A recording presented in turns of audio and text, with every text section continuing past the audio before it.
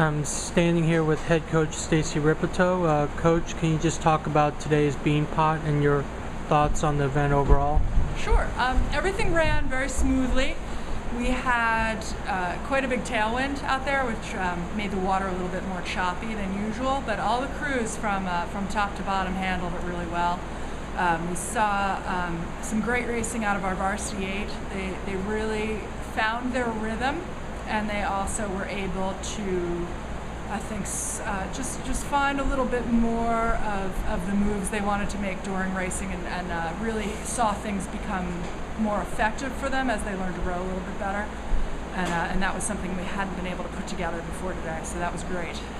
Our 3v8, which was comprised of all walk-on athletes who just learned to row this year, they made a nice improvement over how they did in Clemson. They were able to really learn to push a little harder and to find the unity of the boat, and they had a little bit better, a lot better performance. They did a really good job. And our 2v8 and our 4 both, they made some improvements in their rowing, but what they both need to get a little bit more competitive and learn to, when they're challenged, find a way to move down the course, and I think that'll help them. So that's where we're at with our crews right now. And then the varsity 8, can you just talk a little bit more about their race and what it means to win the Council Cup and defeat Northeastern? Well, that was a really good statement for them to make, and a really challenging one, because there's some really great crews along the Charles River, and to be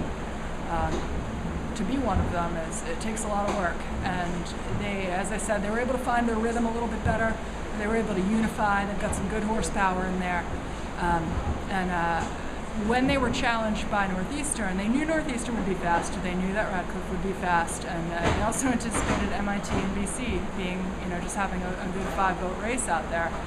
But they were able to respond when they were challenged, and that's what made the difference.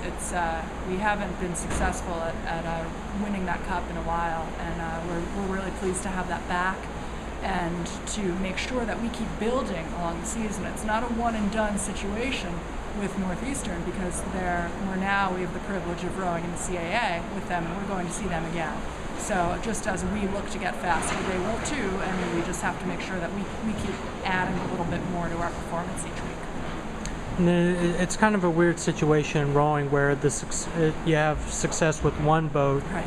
How do you carry the momentum from that boat to the other boats, and the confidence exude from those rowers to the other rowers? That is a great question, and that's what we strive to do a lot, is that, all during winter training, we have different individuals who really step up and are successful, and we actually do talk about them transferring some of that confidence to their teammates. And what we talk about a lot in our program is their behaviors, and the varsity 8 are in some confidence today because of the way they behaved. They were able to step up and keep the focus in on how they were rowing, and then once they got their rhythm, they were able to be competitive.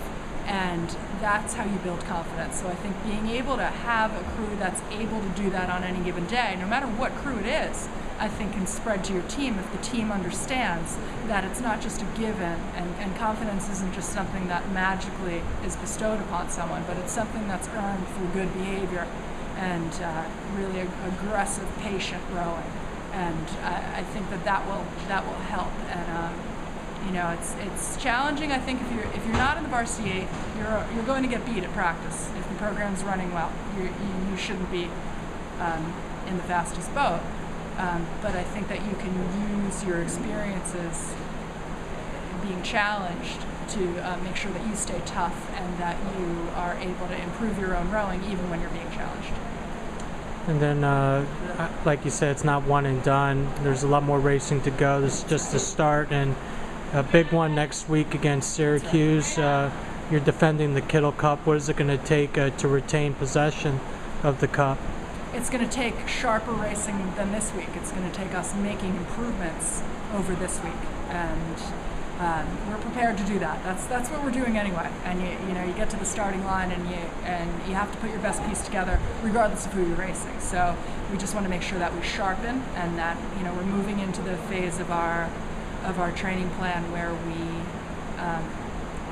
we're not so much conditioning as much, but we're just sharpening, and that we make sure that our moves are where we want, our rhythm is where we want. When things aren't going well on the water, that we can change it in a few strokes instead of letting a lot of meters get away from us. But we're going to certainly have to keep getting faster in order to retain that. For those who don't follow the sport, when you say sharper, are you talking more just technique, or are there anything else involved? Yeah, it's mostly technique, but I mean it's also timing out your drive speed together. But a lot of that has to do with how you float the boat on the recovery. It has a lot to do with how you set yourself up to take the next stroke. And then finally, do you like where the team overall is right now, getting to the start of the season? No, of course not. I wouldn't be doing a very good job if I was satisfied. But I'm very pleased with them. I think that they're doing a real good job improving. I think every good coach wants more, and I certainly want more from them. But I'm very pleased with how they're developing, how when they stumble they learn from it. I'm very happy with that. But no, I want them to be faster, and that's what they want. That's the most important thing. All right, thanks, Coach. Thank you.